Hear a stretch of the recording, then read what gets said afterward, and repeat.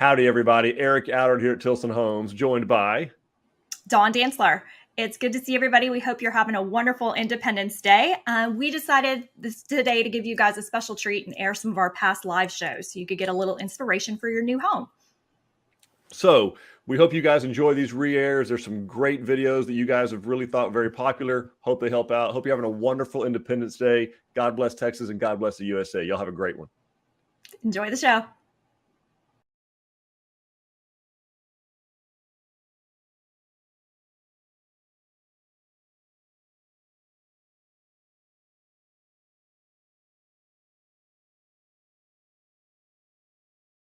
All right, everybody. Welcome to Tilson Live. My name is Eric Allard, Senior Vice President of Business Development for Tilson, part of the fourth generation of the Tilson family. So glad you're joining us today, bearing with us a little bit. And we are joined this week, as we always are, guided by the great Dawn Dantzler, Tilson Homes Director of Marketing. Hello, Dawn. Hi, everybody. All right, so guys, I know we've been people have been jumping in there telling us where they're watching from. We got folks from all over, which is fantastic. So keep telling us where you're watching from. We see folks from Plano. I saw some from Pipe Creek. We've got folks all over Sugar Land, just south of Houston. Thanks for joining us. Stephenville, good one. Rattan, Oklahoma. Fulshire, Texas. This is wonderful. Thanks, everybody. Again, you're joining us on Tilson Live today. Eric Allard, Dawn Dantzler. We are here to talk about all things built on your lot, but specifically today, Killeen, Texas, near Fort Hood. Thanks for your service, everybody. We are, let's see, Houston. Dawn has cooked up a very, very special show today for everybody. Dawn, tell us what we're going to talk about today. So today we're just going to talk about some of our favorite customizations, changes, little touches that our customers have made over the years. Just some of them are big, major structural changes. Some of them are just like little detail things, but just stuff that we kind of looked at and we're like, oh, that's kind of cool, really neat. So just wanted to share them with everybody. I'm excited about it because it kind of gets to see what trends people are headed towards, the things they're asking about. Because not only were some of our favorites, but also we polled the masses on all of our social mediums, and of course asked you guys what some of your favorite ones were. We got some really cool responses that we didn't think of. So thank you. Yes, and some very good descriptions of houses that I'm looking forward to featuring once they're done. Yeah, I can't wait to get into this. So some more folks coming in: Caddo Mills, Texas; Roanoke, Goliad. Remember Goliad. It's a Texas saying. So anyway, we are going to get started on this. Ask all your questions in the chat, folks. So we will be monitoring the chat. Ask us any questions you like. Some of these things we will have ready pricing on. Some of them are going to be home or job specific, so we won't be able to do that. But good news, we have 11 design center locations all over the state, staffed with folks who can answer those questions for you. So Dawn, let's get into this. All right. And I'm going to get going here. And again, talking about some of our favorite and your favorite customizations today. So again, ask us as we get going. What is the first one we're looking at here, Dawn? What have we got? Pretty classic.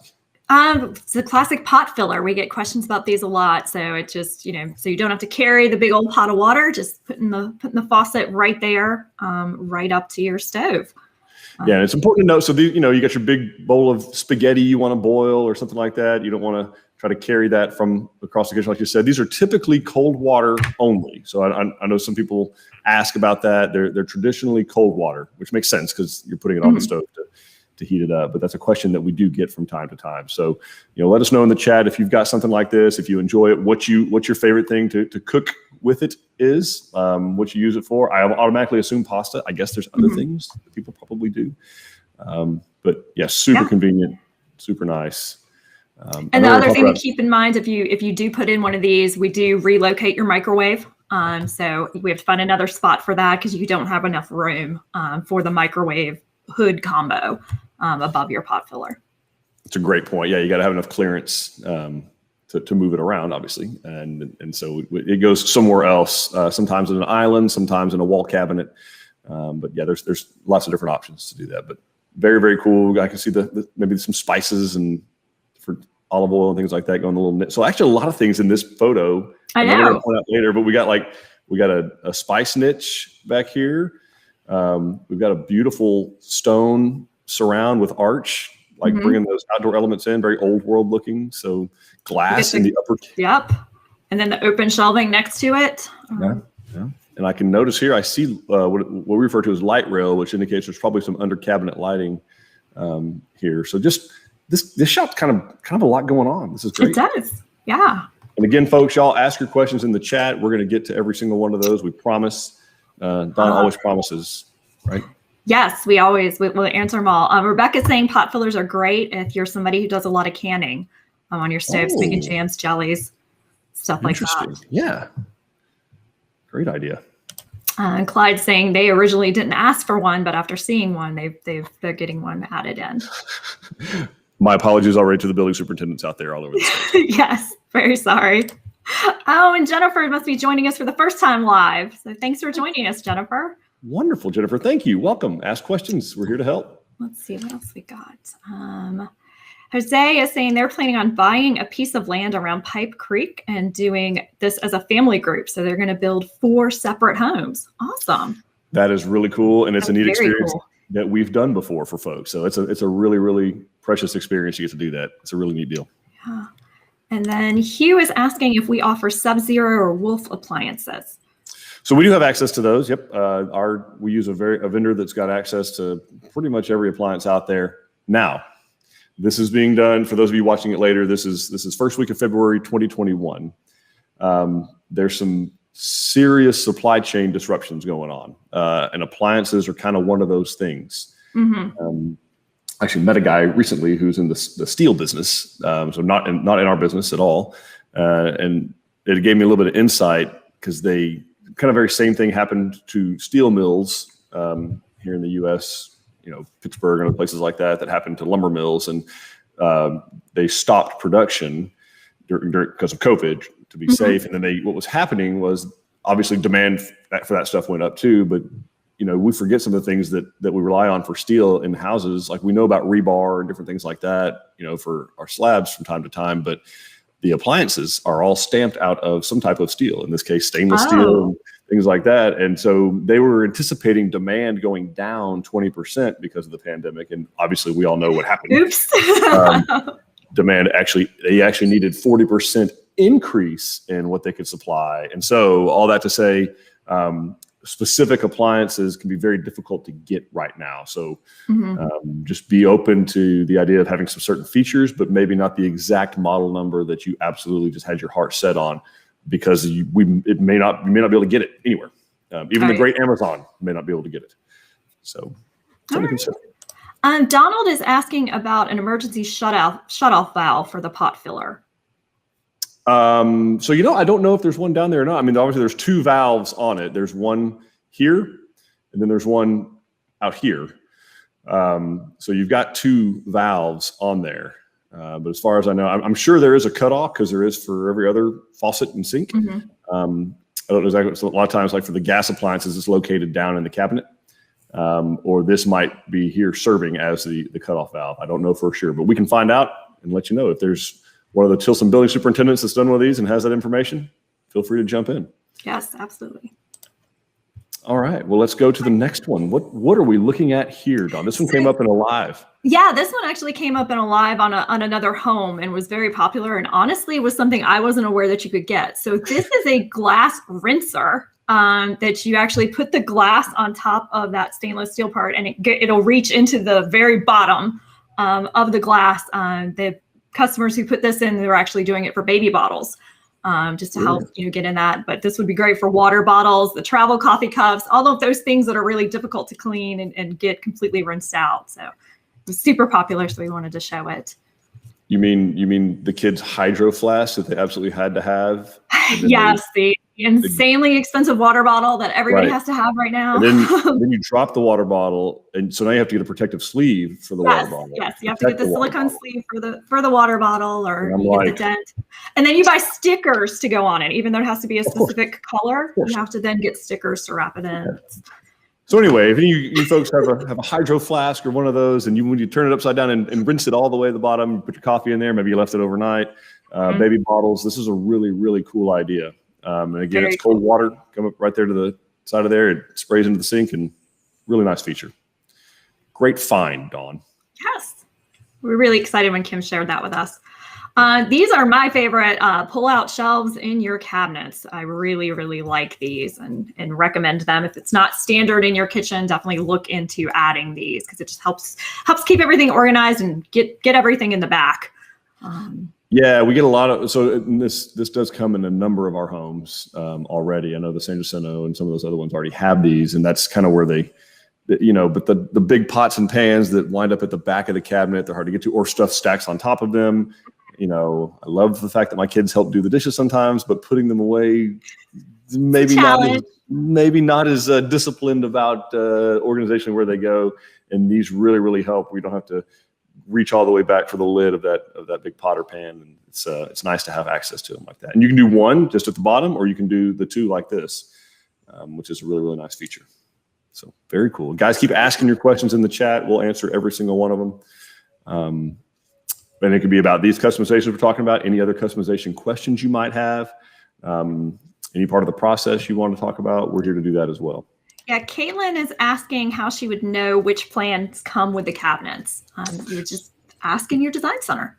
Yeah, great question. Yeah, just sit down with or even call into the design consultant.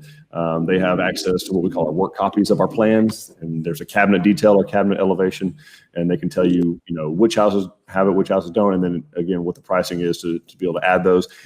In addition to that, you might also be able to do like you can, on the cabinet detail with a design consultant, they can go through, wall by wall in kitchen, bathroom, everywhere, and kind of walk you through what is in there, what's not. Trash can pullouts, these single tray or double tray pullouts, the little tilt out trays by sinks that you can put your, sponges and things like that in. There's lots of little spice racks, and there's just a lot of stuff that's available. And you don't need all of it. Okay, you can go crazy with it. Look, I know there's some great cooks out there. Gordon Ramsay, we are not. Bobby Flay, I am not. Julia Child, maybe. There's a Julia Child fan out there. Does anyone still remember Julia Child, or am I dating myself? Well, there was a movie about it. So. Oh, thank heavens. Okay. All right. So now we're looking at some full extension drawers. And again, this is because most of our customers are doing this whole forever home thing, which we're really moved about. But being able to, the stuff that gets in the back that you can't get to, the back of the junk drawer, the batteries or the can opener or, something like that you can't get your hand back there underneath. Full extension drawer glides, which we do in all of our kitchens that come all the way out. So really, really nice. Great feature. Customers love it. I think that's actually the driftwood model home. Yes. That Kelsey went and took a picture of not that long ago. So thank you, Kelsey. Yes, thank you, Kelsey. Awesome. What do we have here, Dawn? This is the farmhouse sink, which is very, very popular to get it, that nice deep and the look of the apron for the front of the sink. So very popular feature. Brilliant. Yeah, this is and it's like a fire clay product that we use. We do have a stainless one that we do as well. And we also have a bronze available, a copper. Yeah, like a hammered copper. Yep. We're super classy. We are classing up the whole joint. It is a different Tilson Homes than it was 25 years ago. I can tell you that. For sure. This is stuff that I would have asked my dad if we could do this, and he would have asked me how high the tree was that I fell out of on my way down. So I'm grateful to our team that's been able to put this stuff together and offer this to our customers because it's really is a game changer. Definitely. We do get a question from time to time about the outlets being down low. Can you tell us about why we're doing that, Dawn? So it's just it just accessorizes better. It looks better. It's cleaner. It's easier to plug things in when they're not stacked on top of each other. And then when you're doing a subway tile like this, which is very popular, having it sideways just looks better. Like cleaner look with the tile presentation rather than putting a. We've also got some customers that'll do like a deco, up in here, and we have found inevitably someone will do a deco tile, and that's exactly where the outlet's supposed to go. So you spent this money on this beautiful little deco piece, and right beside it or right on top of it is a wall outlet. So getting those things down low where they're kind of out of the way. Plus, when the appliances are actually on here, you don't see them. Right. The coffee maker or whatever you got up there covers it up. KitchenAid mixer. all that good stuff. See, we do have a few questions, comments. Let's do it. Let's see. Yes, Jennifer is asking, are there different standard finishes, appliances, trims based on the home that you choose? Is that the reason a home with smaller square footage might be more expensive on your website? That is a great question. And the answer is yes, there are different standard finishes, although not very much. Series to series. We do the Heritage Series is, of course, streamlined and geared to be a little bit more affordable. But the real reason, and I'm glad you asked about the small square footage might be more expensive, is our quintessential example of price per square foot. So a smaller home, almost without question, all else equal, is going to cost more than a larger home. And here's why. On the small home, I still have to do a geotechnical investigation. I still have to do a porta-can. I still have to do a trash bin and trash removal contract. Still have to do engineered foundation design to pay for that. Still have to do a septic and building permit. You still how many bathrooms do you probably have if it's 1,200 square feet? Still two. How many bathrooms do you probably have if it's 2,000 square feet? How many kitchens do you have? How many utility rooms do you have? Okay, so a lot of those fixed costs that I just mentioned, and that's just a few of them, that's not all of them. We have all other engineering, EPR studies, manual J's, blower door test, duct blaster test, all those things are a fixed cost.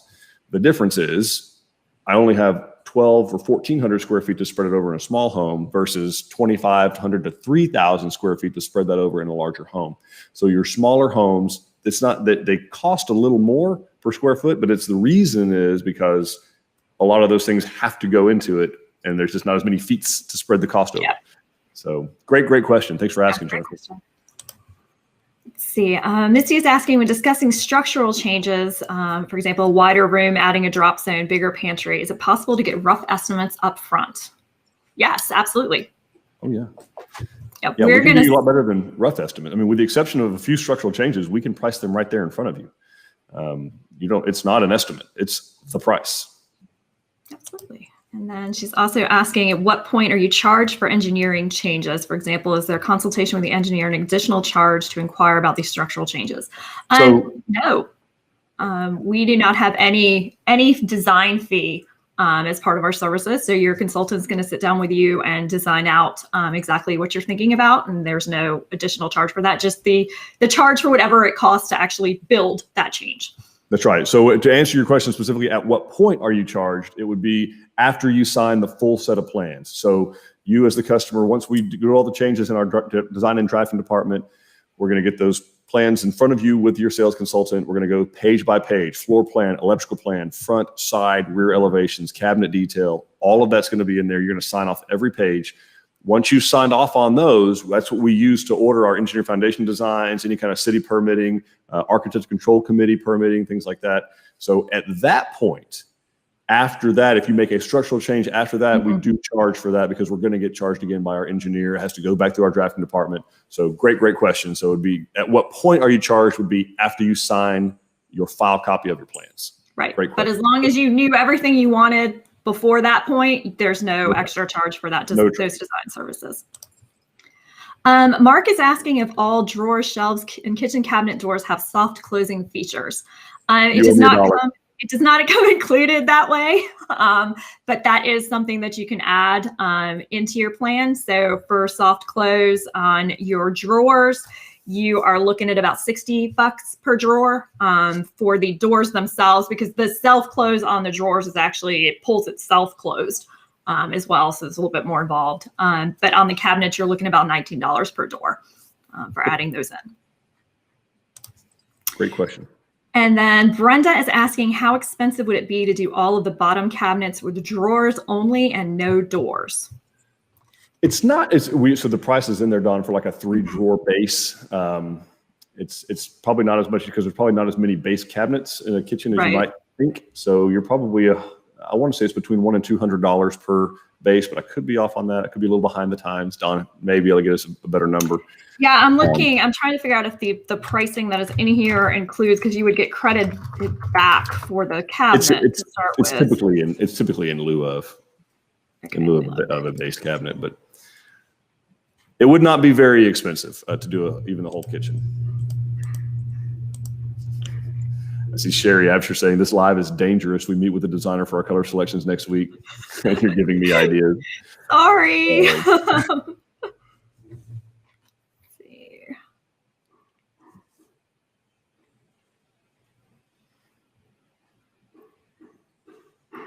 Yeah, you're about right. It's about 200. Yeah. Somewhere there. Yeah, so it's pretty, and you may only have 6 or 8 base cabinets in the whole kitchen. Truly, like they have double doors on them, but it's a single base cabinet, and that charges per base cabinet. Yeah, and definitely check with your design consultant, who's a little bit better at the pricing for me, because I'm not seeing any notes that these are in lieu of. So you probably are going to have a credit on top of that. Crystal is saying that her cabinets just went in last week and turned out so beautiful. And she just did the basic cabinets, the level 1 that's included, very high quality, even on those. So it's good to hear. Beautiful. Let's see. Michael is asking if there's a cost savings when opting for luxury vinyl plank versus tile and stone versus board and batten. So luxury vinyl plank, our entry level, our lowest level luxury vinyl plank is in fact a little less expensive than our included ceramic tile. So there'll be a little bit of a cost savings, but if you get into the level 2 and above of the luxury vinyl plank, it's going to cost more than the tile. Mm-hmm. And then stone versus board and batten. Stone is definitely going to cost more than board and bat hardy. Part of that reasoning is because with stone or brick, we have to have a 5.5-inch masonry ledge. So the slab itself is actually 5.5 inches bigger. So part of what you're paying for is you have to set that stone or that brick on the slab. It doesn't sit, it has about 1.5 inches or so between it and the house so that it can breathe. So it's a little bit more expensive, obviously, and there's more labor involved in stone and brick. You have to cut them and mix mortar and carry them around, and Makes stone sense. is not light. This is not fun to work with. Makes Great sense. question. Charlotte is asking if the Frio comes with the canned good pull-out, and I am not sure offhand, but I will check with you and we'll answer you after the live. Yeah, we can pick that out after live. Yep. Martina says a sink-mounted dish soap dispenser is in her wish list, and that's definitely something that we can do. Oh yeah, I think we have it on just about every house. In fact, we have some people that just leave them off, but I think that's an included feature. Double check. Great. David likes all the awesome outdoor patios and living spaces, and he would know because he's the one that comes out to all of your houses to take the video. And I guess he's sharing his favorite. So check that out Very after true. this one. Don't leave now. Don't leave now. There's all kinds of important things we have to talk about still. I know, right? Jennifer's asking if we ever build drawers into the toe kicks of cabinets for sheet pans and such.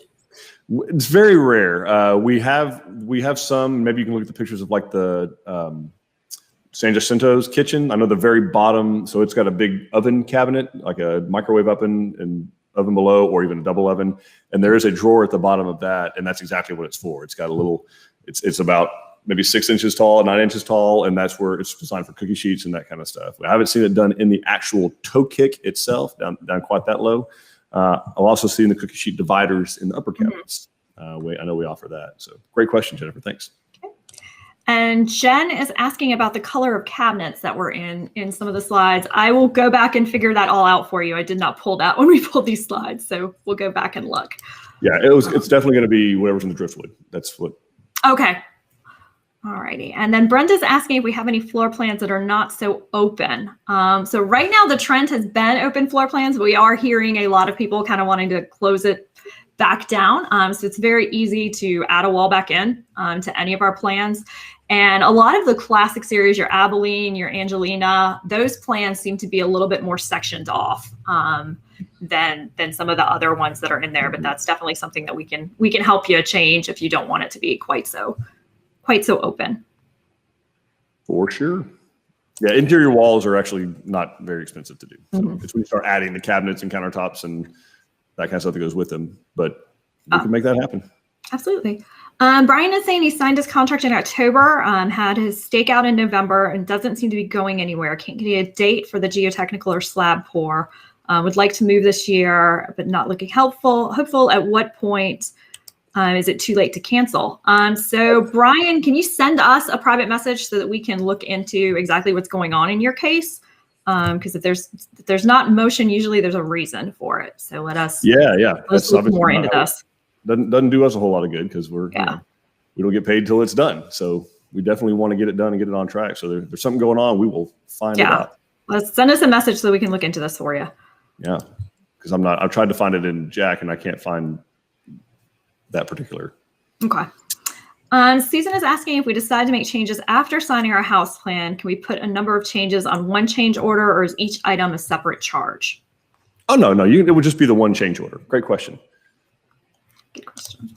Eric is saying that his wife wants a craft room. Would it be possible for her to deck out a space and cabinets for storage? Absolutely. Yeah. Of course. We can help you add additional cabinets in that area. Caitlin is asking about our current build time. Great question. Yep. We're telling folks now about 12 to 14 months.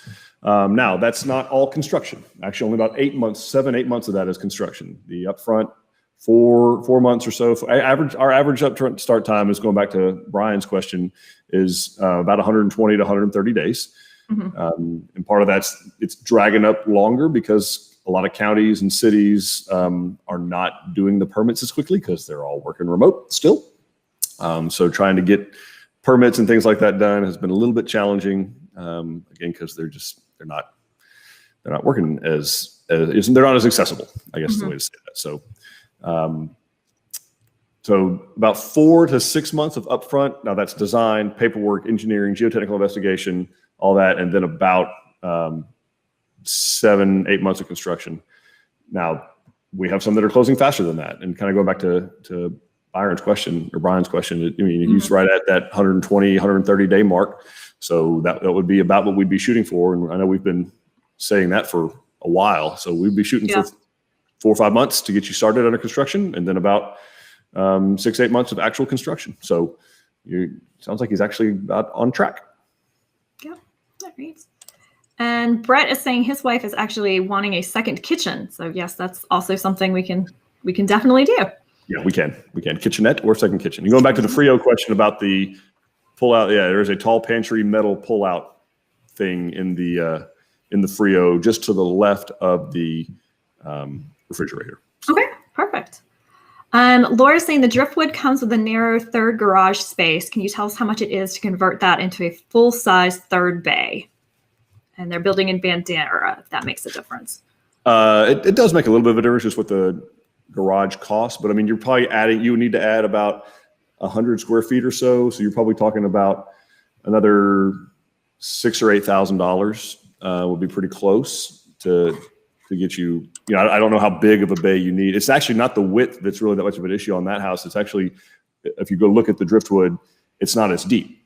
We have an offset there on the front of the home. So you need to add the footage to make it a deeper space. It's designed to be kind of like a toy garage, right? So a Kubota side-by-side or any side-by-side. I don't care what brand it is. It could be John Deere. But anyway, so something to go in there for that space. But depending on how deep you need it to be, that would drive the price. Great question. Okay, great. And Jen, on her color question, was asking, yeah, that is definitely the driftwood. And those cabinets are from our previous cabinet provider. So we don't have that exact color anymore, but we can definitely help you find something that was called Arctic White. It's a painted white cabinet, basically. Yeah, it's just a painted white cabinet. So that's pretty easy for us to help you get. Let's see, Brenda, we are building the San Jacinto and I closed my kitchen off. There you go. See, it's very possible. Johnny is asking, when it comes to the Cypress Bee and Driftwood models, what is the center height of the cathedral ceiling?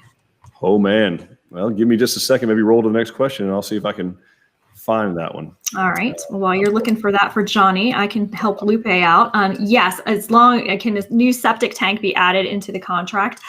Yes, as long as there's enough room in the appraisal to pay for that. That is definitely something that we can roll into the price for you. And we can either take care of that as part of our services. We'll do it all, or we can, put in an allowance for you to pay another provider to do that. Very cool. So it appears to be about a 10-foot plate across there. It's probably going to be close to, it's probably about 14 feet. We'll get you real close, 14, 16 feet. Somewhere in there is about how tall it's going to be in the center. Okay. Let's see. Brandon is asking, how many houses will a construction manager have at once, and how often will he stop by the house? Great question, Brandon. That actually varies from builder to builder based on what area they're in.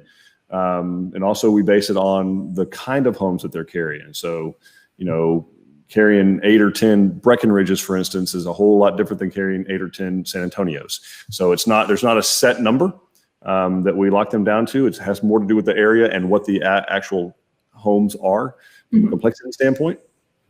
And then the other would be how can they stop by? That's also going to vary on the stage, on the phase. So sometimes they'll be going by maybe just once a week. If something's going, and sometimes they'll be there 2 or 3 times a week, and sometimes it may go 9 or 10 days. It depends on exactly what's happening on the site. Certainly as you get closer towards the end, where there's a lot more detail work going on, then they're typically out there a little bit more frequently than they are, like say when the house is being framed, for instance. So framer may be out there for 3 weeks, and the superintendent, so long as the framer has what they need, because we did the takeoff and the shipping list and the plan and all that,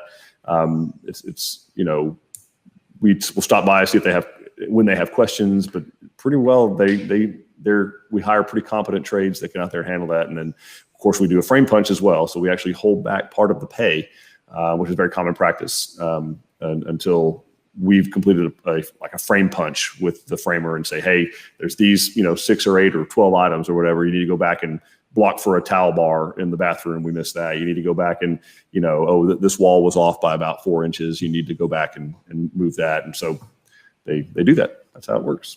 Okay, perfect. Martina is asking, is there a way to view the plans by series, for example, the classic and the heritage? So not yet, because the series thing is kind of a work in progress as we're redesigning all of our plans. So right now they kind of mean something to us. They don't mean a lot externally. But if you're looking for a specific thing, we can send you a private message kind of telling you which ones fall where. And then she also questioned if I want a fold down craft table hidden when not in use, like a Murphy bed, is that something that can be designed by your team?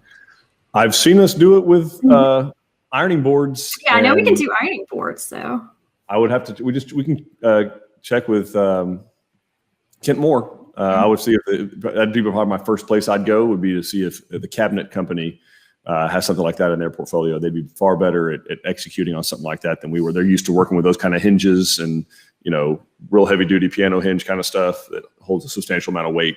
That's what they're born and bred to do. So, yeah, perfect. And Rebecca's asking, does the Granbury alternate kitchen include a 6-burner stove, or can it be upgraded?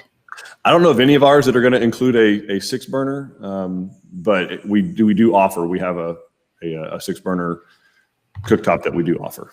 It is definitely going to be a 2-piece. I don't know of a 6-burner 1-piece, other than you start getting into like the big commercial ranges. Makes sense.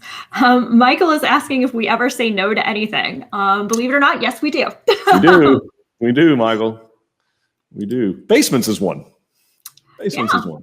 Heather's saying we're building with Tilson and want to put in a wood-burning stove. Is this doable? It's tough. It's really, really, really tough to do that. We can go see if we can find a vendor in our portfolio that does that. Keeping them going is tough with these tight houses. They worked really, really well up until about 3 or 4 years ago, when the energy code got pretty rigid. And now it's really, really difficult to keep a fire going in a wood burning stove in a new tight home. So everything's doable, Heather. I just don't want to I don't want to lead you down a road and put you something in your house you're not going to be happy with. So we'd want to get with our vendor, Heatlator or one of those guys, and find out if they've got what their feedback is recently on wood burning stoves. The last time we went to them, that was like, it's not pleasant for folks. Yeah, because we're at a point now where you have to figure out how to bring air in to get your fire enough oxygen to actually burn. To keep burning, yeah. All right. And Brenda is asking, I've looked at several of your house plans. I didn't find any with a kitchen and dining room at the rear of the house with the sink facing the backyard. Do we have a plan like this? I know there are a couple where the alternate kitchen does this. The Harrisburg comes to mind as one where I've seen that done. So yeah, that's something we can look and see if we can point you in the right direction. And if not, I guarantee you there's a sales consultant out there that can design it like that. I know I can think of 3 off the top of my head that will absolutely probably whip out a plan they already sold and we built that has a kitchen looking out the back, because that's not a tall ask. That's not a tall ask. That's not hard. Perfect. All right. And that is all the questions I see for right now. Well, then let's continue our journey from the farmhouse sink and move onward. What do we have here? This is lovely. Another very smart one speaking about, because we have so many open floor plans, thinking ahead about where you're going to be putting lamps. If you have electronic reclining sofas, those types of things, the floor plugs in the actual, the plugs in the actual floor. Really important to think about if you've got any arrangements like that. It is very hard to do later. Very much so. But it is expensive. Mm-hmm. Cutting into the concrete is not fun. But yeah. Great question. Yeah, we love doing, and we actually do call out the footages on the plan. Like it's 11 foot 4 inches from this wall and 7 foot 5 inches from this wall, and so it's pretty precise. And of course, the goal being, you got kind of a large margin of error, so don't get too hung up on it. It needs to fit under a sofa. Right. Sofa's pretty good size, like 7 by 3. So you got a pretty wide margin of error to work with. Very good. And it's already been coming up today. What do we have here? The cathedral ceiling in the family room, very popular to add that feature. And we're showing 2 different styles of running the beams. Yeah, this looks a lot like, I know some folks saw these in our Wimberley model home in Bernie. I know that's where they got this idea. I love the full stone face here on the fireplace. And then, this is right out of a driftwood or cypress model. And you can tell height-wise, so this is an 8 foot tall door. So you can fit just about another 8 foot tall door above that. You're about 15, 16 feet. Okay, perfect. To the peak. There's my careful Tilson measurement that I just did using a computer. So also want to kind of point out, you got the stained concrete in this picture, and definitely the luxury vinyl plank. So, design wise, there's a lot of options that you can do and still complete that very rustic, very craftsman look that a lot of our customers are going for. This is Helen's favorite ceiling. Well, we got a lot of ceilings going on here, Dawn. Yeah, here's a lot of options. There's lots of different ways that we can bring some design option to your ceiling. So we're showing again the beams that we were showing before, and then we got the box beam ceiling. It's also very popular. We have that in our San Jacinto model. Then we got Eric. I'm blanking on the word for this. Tray ceiling. Yeah, pop up tray ceiling. Yep. That's what we're gonna call it today. It's a tray ceiling.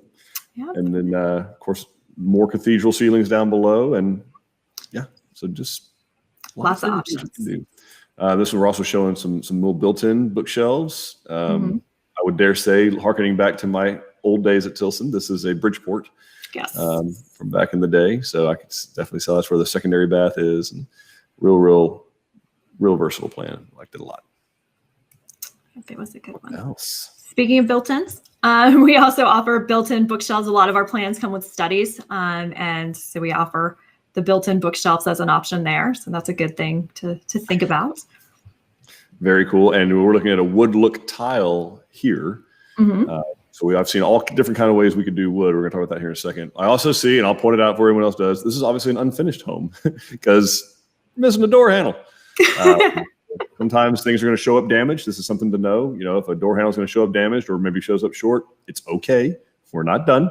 We're not going to leave you with no way to open this. So just understand that it's a process and things like that happen, and we're on top of it. So perfect. Now, wood flooring options. So there's a lot, guys. You've seen most of them already today. So this is actually an engineered wood. So it is wood. It's plywood. So very, very rare anymore do we see actual solid wood floors that are done on screeds where you actually drop the floor, put 2x4s there, tar, and use actual small #1 shorts or oak. That's very, very rare. They're also high maintenance. You do have to have them refinished. You have to sand them. So those have kind of gone away, at least for the most part. And then this is what's really replaced it, which is an engineered wood product. It is wood. It's plywood. There's varying levels of wood. There's some that's birch. There's some hickory. There's some oak. There's some there's a lot of different ones. Walnut, very expensive. Pecan, and then you get into the different widths in the planks. Yeah, this is glued down to the concrete itself. This product would be. Then you get up into your luxury vinyl planks product, which is really taken the wood flooring market by storm because it's a pretty inexpensive alternative, and it is, I mean, very, very durable. It wears amazingly well. We've put it in a lot of not just model homes, but design centers because of how well it wears. So that's a testament in itself. And then, of course, you have wood look tile. So actually porcelain tile that is made to look like wood. You're going to have a little bit bigger grout joints, obviously, because you have to grout it. But anyway, all those are options. The vinyl plank typically is a floating floor. So you do kind of hear it's a different sound when you're walking on it than these other products. So go in the model homes, walk on different ones. We have different types throughout the state. You guys to check out. Did I miss anything on wood floors? Don't think so. Oh, good. Guys, if we missed anything on wood floors, drop it in the questions. Let us know. I like also the little stone touch we did here under the island. Really yeah, Caitlin was asking about the grout lines on the wood tile flooring. Oh, what's the question? Okay. She's asking if we can do we a have 160. questions. Do questions now? Is that what we should do? Well, like she was asking about wood, so I popped yeah, it up. so it's definitely going to have the grout line still. We have to grout it. It's very few of them that'll do like a butt joint, and maybe a little bit narrower grout line. 1/16 of an inch we can't do. It's going to be at least an eighth, and typically are probably closer to a 1/4 inch or 3/8 on a grout joint. Okay. And some of that's required by manufacturer, and some of it is as an installer. So, great question. Let's see. Then Pablo and Martin are asking about the Breckenridge. They don't see a kitchen pantry. If they have one, how big are they? So the Breckenridge is actually one of the kitchens where the pantry is designed into the cabinetry. So you actually have a wall that is floor to ceiling cabinets that when you open it up, it serves as your pantry space. Yeah. I think there is an option if you wanted to build in a traditional pantry with the door that you could walk into, but that would be a custom option change on the plan. Yeah, we can do it. Great question, Paul. And then Lupe is asking, as price increases on the homes, do the price of alterations such as alternate kitchens and additional bedrooms also increase? Sometimes, yes. So it depends on what's all being affected because of the price increase. Obviously, if it's like a lumber increase or something like that, then traditionally, yes, anything that's going to require that kind of lumber is going to require that. But yeah, it's not 100% of the time, always, but more often than not, yes, they escalate as well. Okay. Brenda is asking which one is less expensive, the tray ceiling or the cathedral ceiling? They're actually just about the same price, and it depends on the size of the tray ceiling actually. So they're going to be very, very close, Brenda, to being the same. Okay. Pricing standpoint. Helen is saying that they are platting their property with family, so hope to have 2 Tilson homes close to each other. Would Tilson be the people to ask about the ideal location of houses, or would it be someone else? Well, I think we would be a good resource for that. I would hope so. I mean, ultimately, Helen, it's yours. Thanks for asking the question. It's a great question. It's a good question. We can help. Yeah, we can do that. We want to know the whole vision, kind of how you want to use the land, what direction you want to face, what do you want to see. But yeah, we can help you absolutely. Especially when it comes down to like the utility stuff. Where's water going to be coming in? Where's the septic got to go? Where's the power going to be coming from? That'll drive a lot of those decisions. So that, yeah, we can certainly help with that. It also helps to have, obviously you're having it platted right now. So a lot of that stuff will be on the survey, which will be very, very helpful. So as soon as you have a good working plat that you can share with a sales consultant, set up an appointment and let's get a couple of plans picked out. We do have to kind of at least have some kind of an idea of what you're wanting to build to make a trip out there worth your while. And it'll need to be at least underbrushed, ideally cleared, at least where you're wanting the homes to kind of be, but at least underbrushed. Otherwise, if we can't see through it, if the laser won't shoot through it, we can't help a whole lot. Great question. Thanks. Okay, so Kimberly is asking, looking at the driftwood, is it easy for us to contract someone for multi-slide or bifold doors to the patio? For us to contract with someone. So yeah, we actually offer those. We have a vendor that offers those doors. They are expensive, but yes, because it's a very sophisticated track system. They're very heavy, and they have to be, of course. And it also depends on where it's being done. There's some places in the state you actually can't do them because of windstorm. So it gets a little sticky as you get on the coast as to how wide those can be. They're that with windows as well. So anyway, but yes, let us know.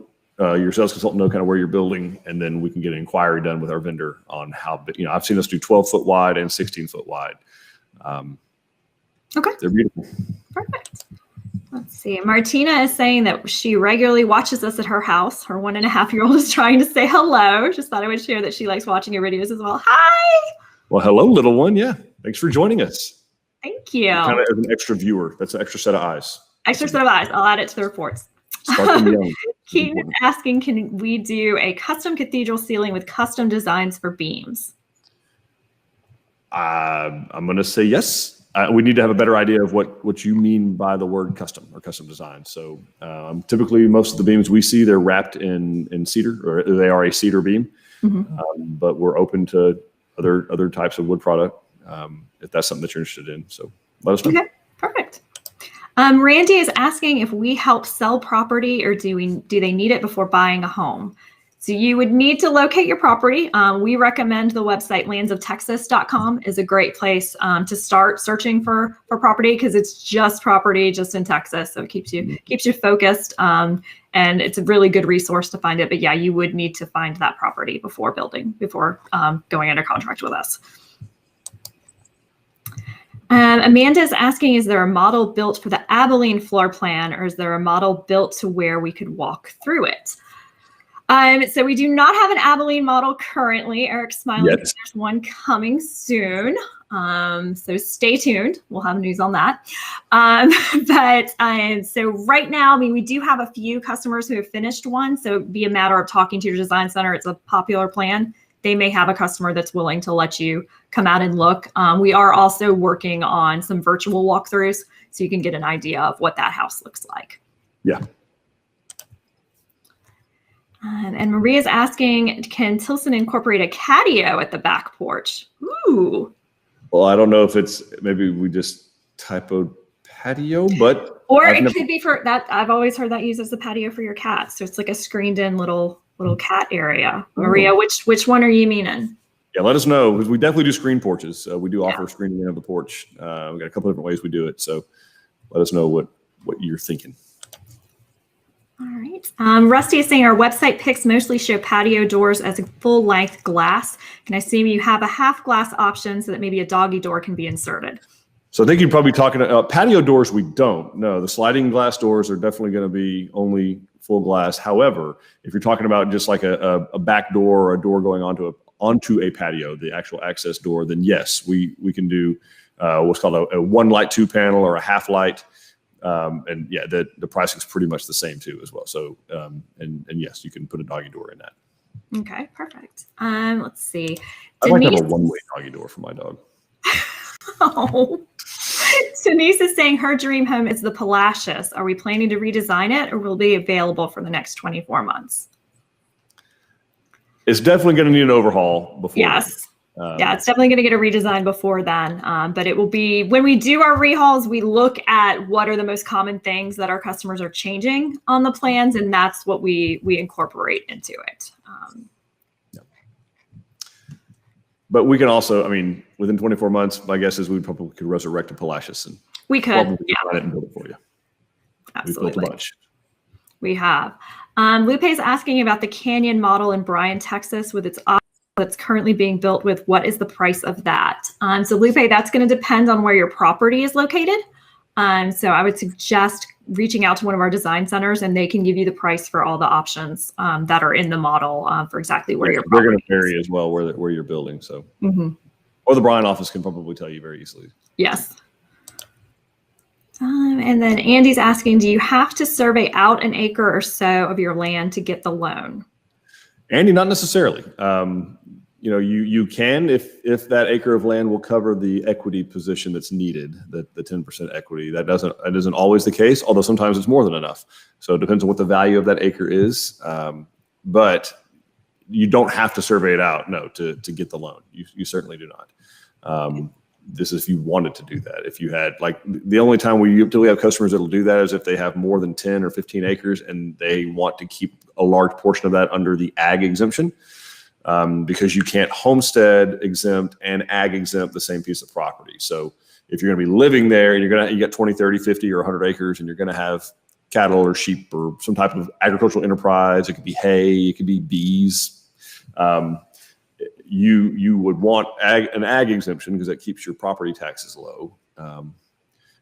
Unless you just want to pay more taxes and give the money to the government, you might. I don't know. Predominantly speaking, most people want to pay less taxes, but the county will let you have kind of that 1 acre where your home is as your homestead exemption. And it's kind of, sometimes it's with a physical survey out, and sometimes it's just an imaginary. The county's like, okay, this acre over here is your house, and that's your homestead, and the other 18 acres over here is ag exempt. So talk to your county specifically, and then also working with our lender, we hook you up with. We can answer that question more specifically on where you're building. Okay, perfect. See, Brittany is saying she tried to look at the Cypress model online and it doesn't allow floor plan changes. Is this going to have an interactive floor plan anytime soon? Dawn, anytime soon? What are you doing with your time? What do you do all day? I know. Well, I talk to you guys on Facebook. Like, that's what we do all day. For the Cypress, Brittany, what I would suggest to do is go look at the Driftwood.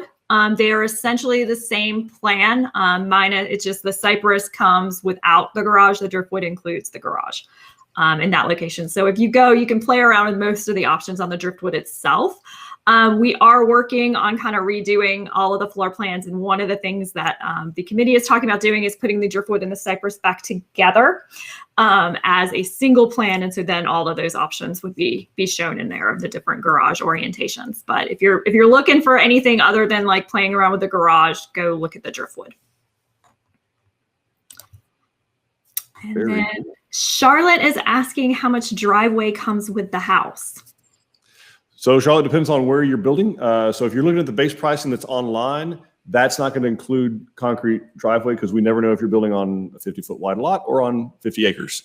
So we don't know how much driveway you need. We typically determine that at our stakeout appointment. And if you want us to do it or you want to do it.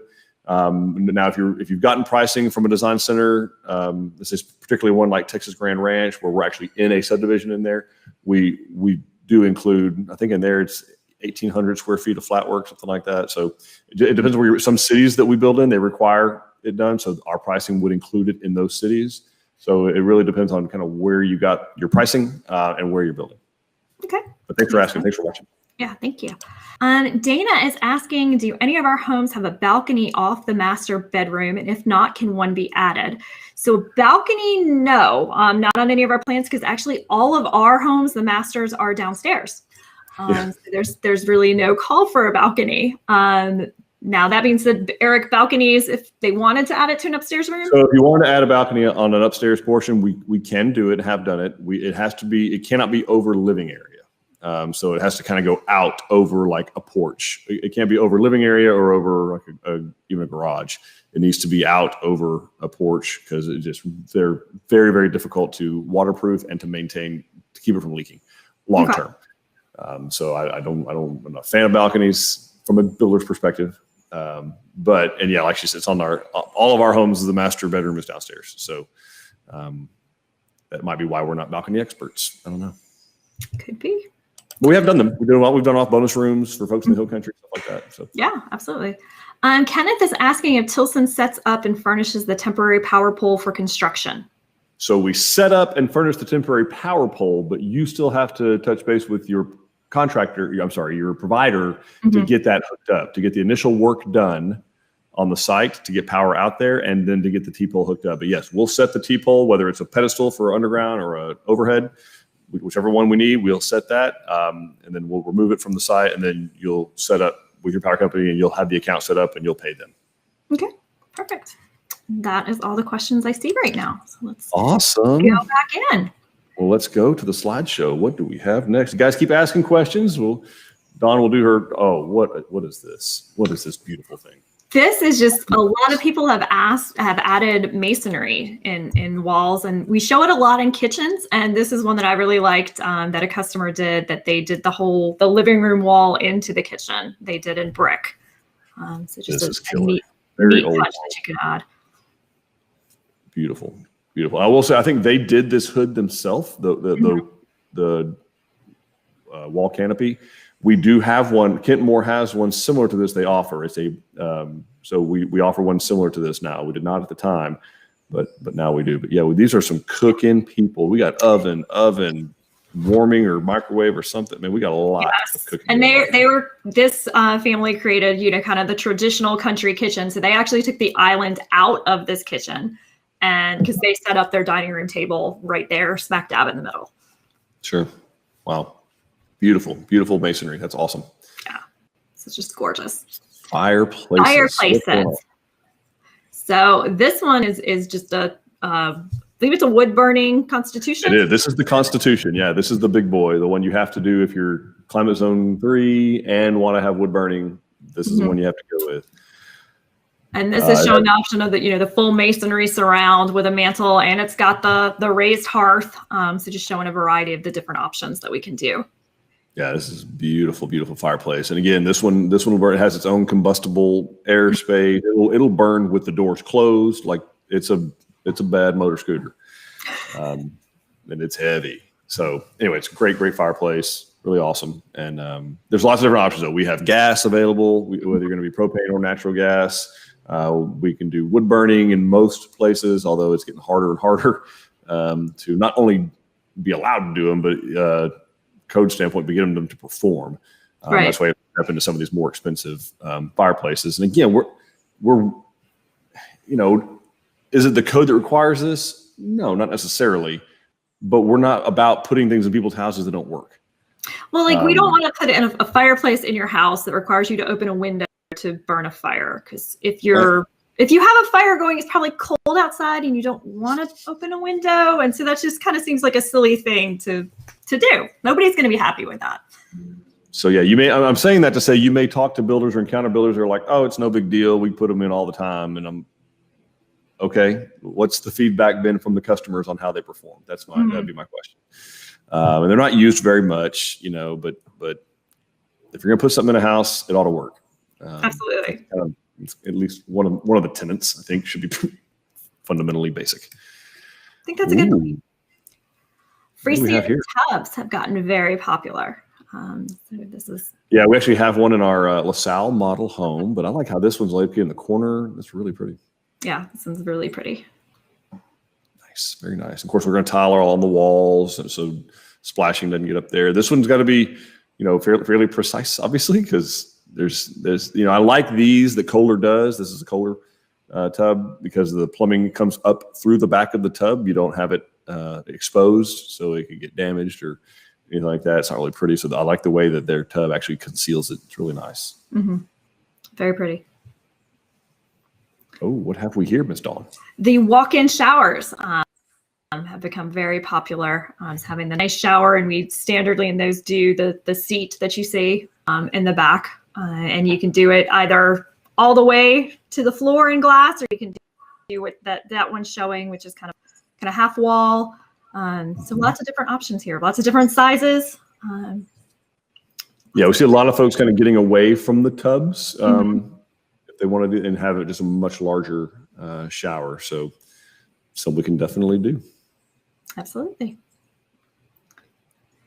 What else do we have? In most of our showers, we're also going to include these nice little niches, or however you want to pronounce that. Good place to put, all your shampoos and conditioners and all your different bottles. And then in other places, like Eric's pointing, we also have the shelves that are included in there.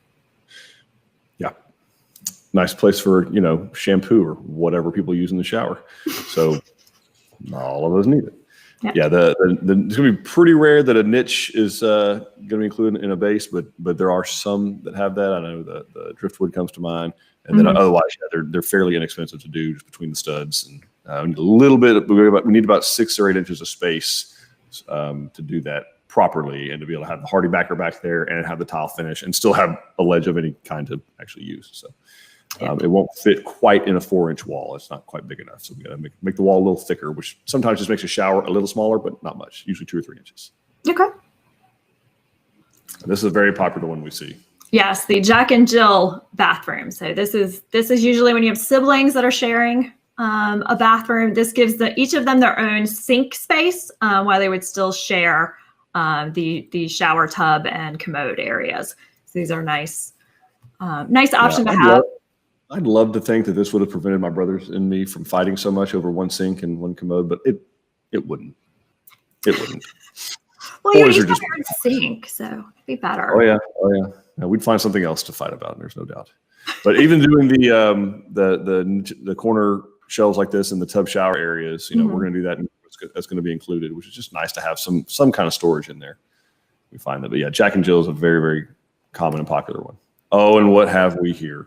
This is your favorite. This was a custom dog shower that we did in a home. So this was incorporated into their utility room. Just a good area to bathe the dogs and just make it easier for everybody. Look how happy he is. Our showers have gone to the dogs. This is ridiculous. I can't. I just. All right. Hey, you know what? They're part of the family.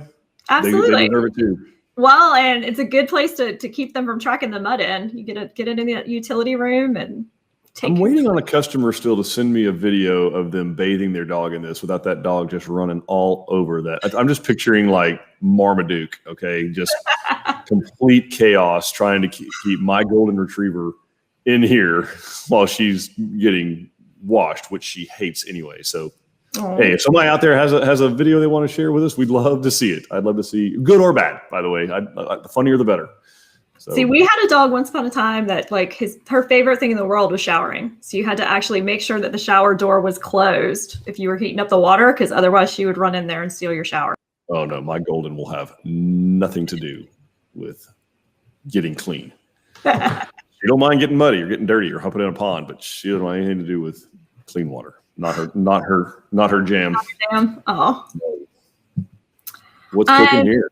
This is another one that I just think is super smart. So this is actually we called it a utility garage door, but this is a garage door on the back of your garage. So when you've got a little bit of a deeper garage, we've had a lot of customers add a garage door to the back so that you're not having to get all of your toys, your lawnmowers, past the cars or pull the cars out to get those things out. So they've actually added another garage door in the back that's just exclusively to get those items out of the garage. So brilliant. So simple. Brilliant. Yes. Yep. And then this is another one. So simple, but something you didn't think about, but actually putting outlets up in that soffit and the eaves and putting switches to that. So when you have your Christmas lights going or any other kind of, barbecue lights, those types of things outside, they have their own outlet and you're not actually running the cord down the side of your house. Clark Griswold would not be impressed at all. If you don't have extension cords that are duct taped to gutter downspouts, I don't know, like that's part of the whole experience of putting up the Christmas lights. It should be hard. You're taking it all away, putting a switch inside, they just turn on. I love tradition. Killed tradition. That's a great idea. It's a really cool idea. And then including ceiling fans on your porches, especially if you're kind of, in set like this one is, to make sure that you're getting that air moving. Yeah, get that airflow, get the mosquitoes away. Mm-hmm. Well, this looks very hill country-esque. I'm not sure they have a mosquito problem out there where that house is. And they're just blowing the cedar off the porch. Blowing cedar off the porch. Keep the pollen away. This is beautiful. Yes, this is probably one of my favorite porches that we've seen from customers. This was in another one of our live walkthrough videos. It's just the beautiful. They took the driftwood porch and made it probably double in size. It's spectacular. And it's got the real soffit wood in the ceiling. Just beautiful. Just gorgeous. It does. Yeah, truss across there. They did the railing and then that's beautiful. They did a great job. They did. All right. Right. Might we have any more questions or comments, folks? Y'all keep asking us. We do. I'd love to help. Let me scroll back up and get to them. Let's see. Faith is letting me know she had our stakeout this morning. So very exciting. Awesome. Congratulations. Thanks for tuning in and letting us know. Amanda's asking about elevated slabs. Will you build on top of a large levee to back up to a large lake? On top of a large levee to back up to a large lake. So, we can build a slab if the dirt pad that's in place is large enough to accommodate the slab. We can build on that, and we can also elevate our slabs higher than typically they're 12 to 14 inches above natural ground to start. That's the starting height. And of course, they'll be higher as the ground tapers off lower. So I want to make sure I answer your question correctly, though. So I might need a little more clarification. on that. Typically, the levee is what's holding the lake in place. It's the dam. Take the Chevy to the levee. The levee was dry. Levee. Okay, nobody. I know what you're talking about. Yeah, so clarify for us what you mean by that, Amanda. Yeah. Mark is asking, is it possible to opt in a spray foam insulation instead of regular insulation in the South? Yes, absolutely. Oh, yeah. Absolutely. Yep. Now, I will say more changes than just the spray foam. So there's a few, you do the spray foam insulation, but then your ridge vent. We don't do ridge venting. We don't do the soffit venting. And we use a little bit different type of HVAC system, but that's all part of the package. So, yeah, and we added a dehumidifier. Yeah, that's right. You have to have a dehumidifier. Yep. All right. Kelly is asking, what is the process for getting pricing on a totally custom floor plan, not based on any of your current plans? And so the process there is going to be, send us what you're looking for. Let us kind of take a look, because there are some things that we will not build.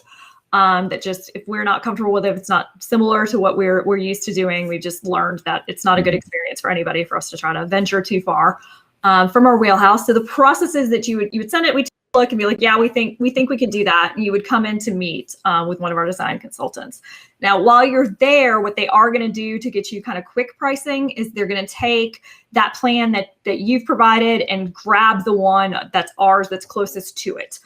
Just to kind of give you that ballpark, I think we're in about this price range to build this home. Are you comfortable with that?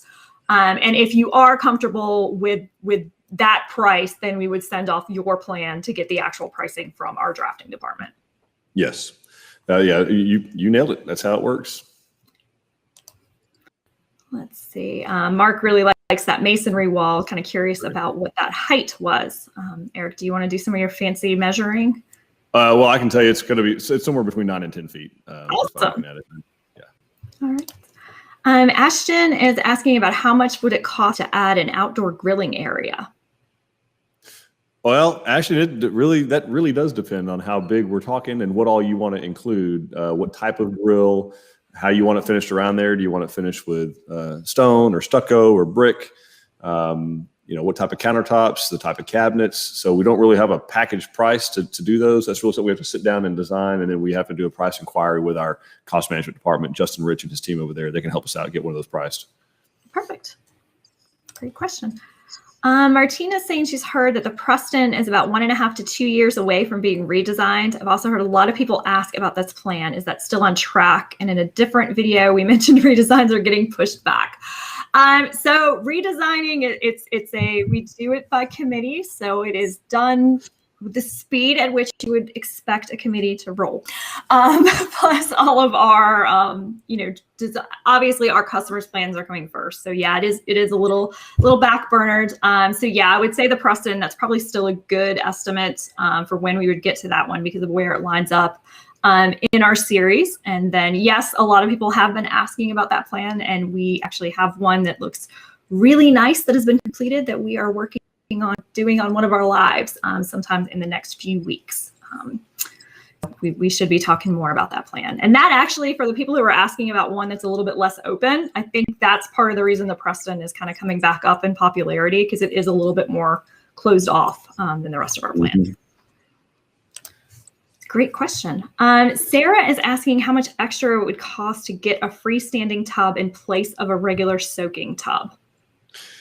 Yeah. I know I'm at a spot where I can't get into those. So the freestanding tub by itself is somewhere between $5,500 and $7,400, depending upon what style of tub you're choosing. That would be for the tub when you don't have a tub. So there would be some type of credit back for. Yeah, depending on what plan, then you're probably looking at $2,000 to $3,000 worth of credit for the tub that we'd be taking out. Okay. So that's a great question. All right, perfect. And Dan is asking approximately how much is it per window to upgrade to black vinyl? Also, if there are double windows, like in the front of the Cypress, is that considered one window or two windows for upgrade purposes? So we have a vendor that does do black windows. We're working on a program with that. They are more expensive. Yes. That's a different process to put them into place, but we have done them and are going to have a program. And then, so I don't have the price per window right now, Dan, I'm sorry. But on the front of the Cypress, yes, those are two different windows. So those are what's called two windows that are mulled together, M-U-L-L-E-D. So there's a piece that they connect to. Those two, they show up as one unit, but they are two windows that are mulled together at the manufacturing facility. Great question. Now, Dan, if I think you guys are under contract with Jerry. So if you reached out to him, he should be able to give you the pricing. Because the other thing that's going to come into account is what size are the windows. Because it's not just a straight per window price. It's going to depend on the size. That's correct. And also, whether you want the whole window black, because a lot of the black vinyl windows have white railing in it. So there's lots of options there. Yeah. But it's pretty pricey. You have to really want black windows. Neil is asking, what is the largest attached garage you have done? He might be looking at an oversized 33 foot by 42 foot with a San Jacinto instead of attached 3-car and detached. Attached 3-car and a detached 3-car. I want you to read that all again. I'm kidding. He wants a really big garage, Eric. First of all, Neil, welcome back. It's been a while since we heard from you, bud. I was worried about you, so I'm glad you're back. The answer is bigger than that. So that we have built them that big and larger. We do have to get a little bit more of the engineering going. We have to do some LVLs, some laminated veneer lumber, some engineered wood product to carry the load, to have those big open spans like that.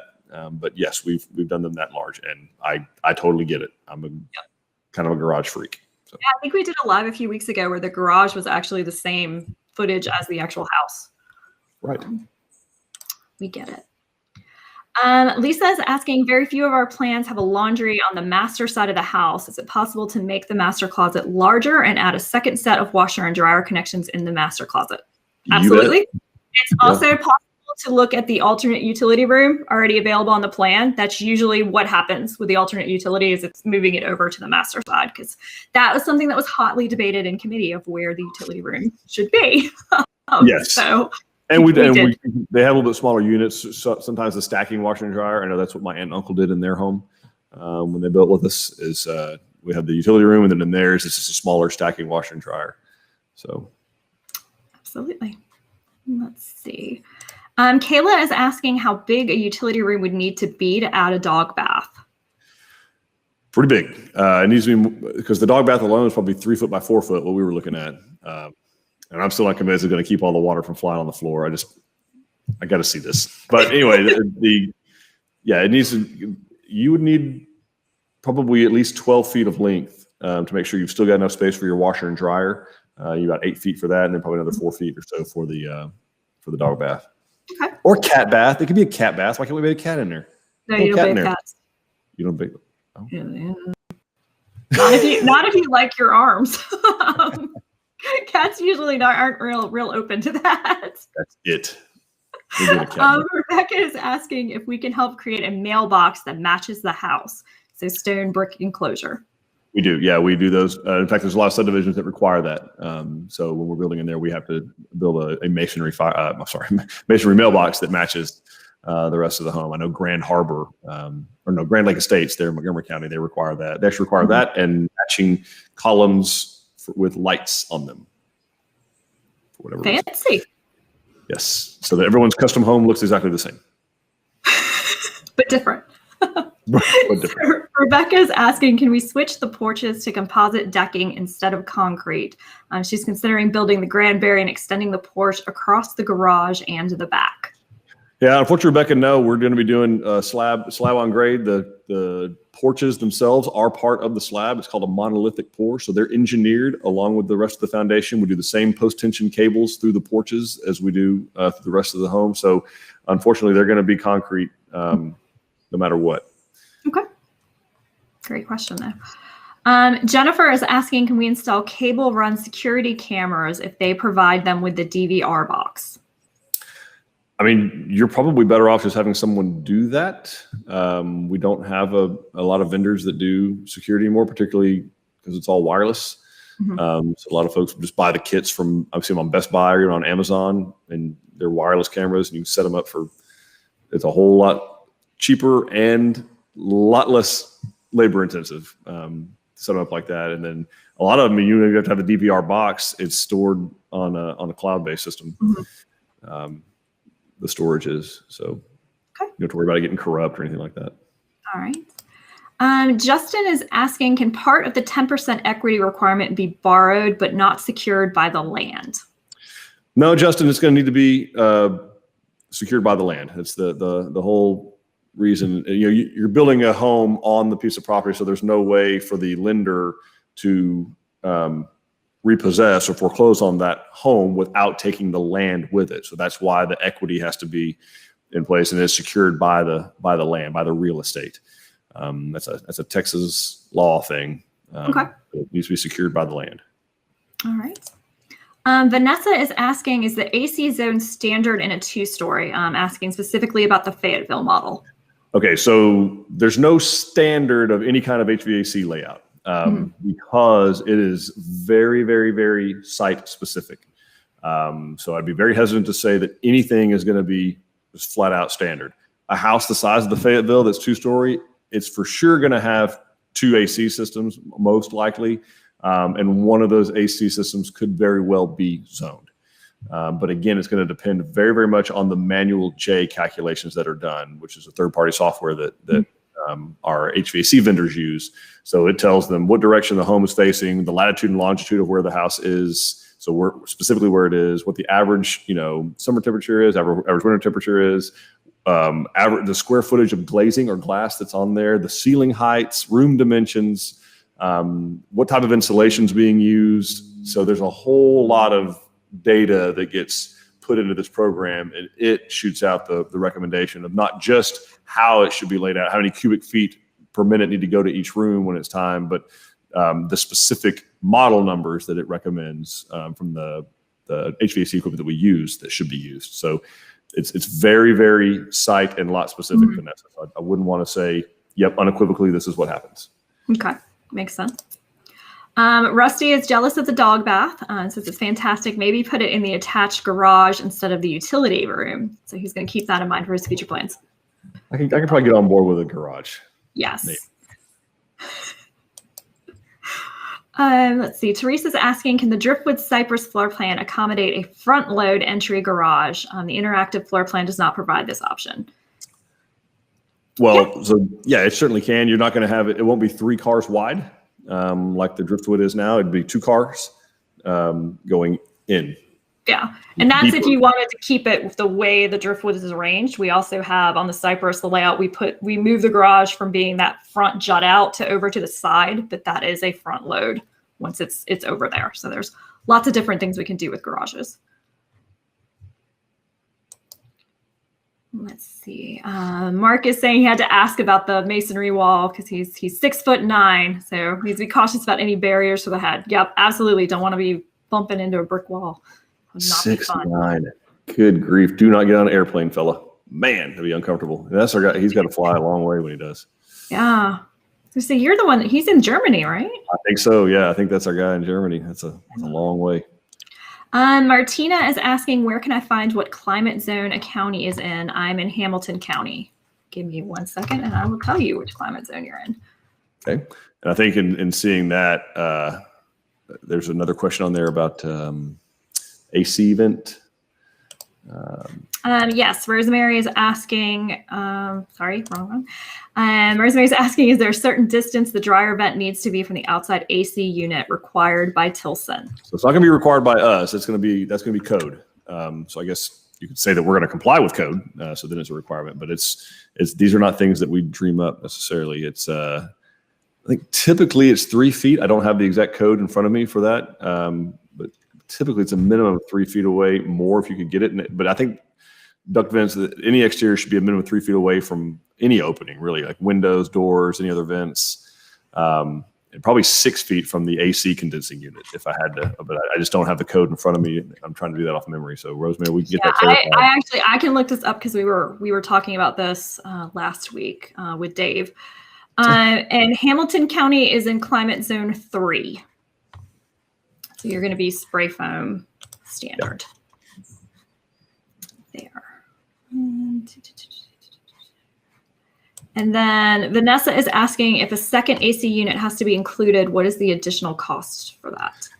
Well, it's not. I mean, typically our pricing is going to include, like with those homes, it's already in there. But depending on, it depends on the size. Is it a 2-ton? Is it a 4-ton? Is it a 5-ton?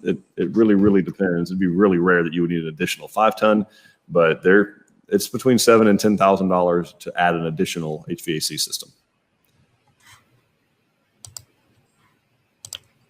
Okay. Let's see what else I got. Then Rebecca is asking, does any pre-wiring for alarms get included in your base pricing, or is it always an add-on?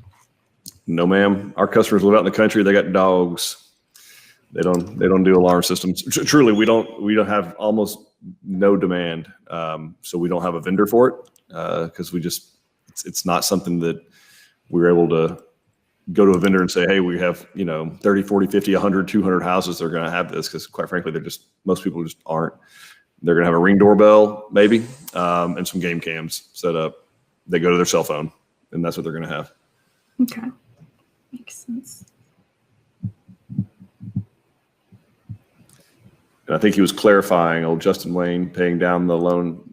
Oh, yes. Yeah, to clarify, can I pay down a land loan with a personal loan to get the 10% equity as long as the mortgage company is still okay with my debt income ratio?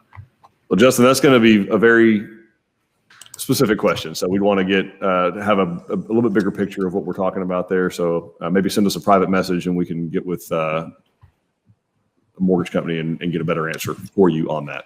Okay. I think that is all of the questions. Rosemary, I cannot find that email from Dave, so I will find that and post an answer for you. I'm standing by my 6-foot statement. We'll see how close I am. I want to say it was 10. And then it had to do with just having the lint coming out at the unit, that we just want more space than that. Okay. Well, it will be what it will be. So thank you all for joining us today. We hope that this was helpful for you. Thank you, Dawn, for putting it together. And thank you, Kelsey. Moderator. Yeah, thank you, Kelsey, for putting it together. We grabbed the pictures last minute. So appreciate you guys. Appreciate every single one of you who joined us. We hope that you're getting these questions answered. We hope you're moving through this process. We want to help you with it. Again, whether you use us or somebody else, we want you to be well informed. And so if you've got questions, reach out to us. We have all of our social channels. We got YouTube, Facebook, our website, Instagram. Of course, 11 design centers open 7 days a week to help you guys out, staffed with the best sales consultants on the planet, in my humble opinion. So I know that because I used to be one and I wasn't good enough. They had to kick me out and do other stuff. So I couldn't hack it as a Tilson sales consultant. So anyway, thank y'all for doing this so much. We can't wait to see you next time we do this. And we genuinely hope to soon make you part of the Tilson family. Goodbye, guys. Bye, everybody.